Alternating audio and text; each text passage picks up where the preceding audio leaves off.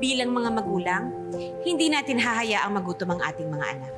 At ang mas mahalaga, kailangan sapat at masustansya ang kanilang pagkain.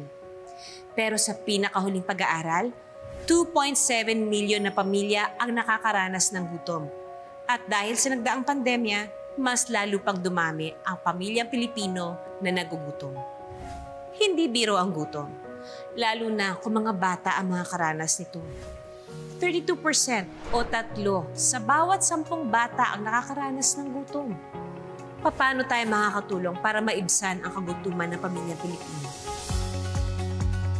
Tinutugunan ng Alay para sa Kalusugan o Pamilya Program ang pagtaas ng hunger incidence sa ating bansa dahil sa matinding kahirapan. Isa itong holistic at family-based feeding program kung saan nagpapakain tayo ng 300 pamilya sa iba't ibang lugar sa bansa sa loob ng 6 na buwan. Saklaw ng pagsusulong ng kalusugan ng mga Pilipino ang pagtuturo ng values formation and social transformation. Tinuturuan din natin sila ng sustainable livelihood tulad ng urban gardening.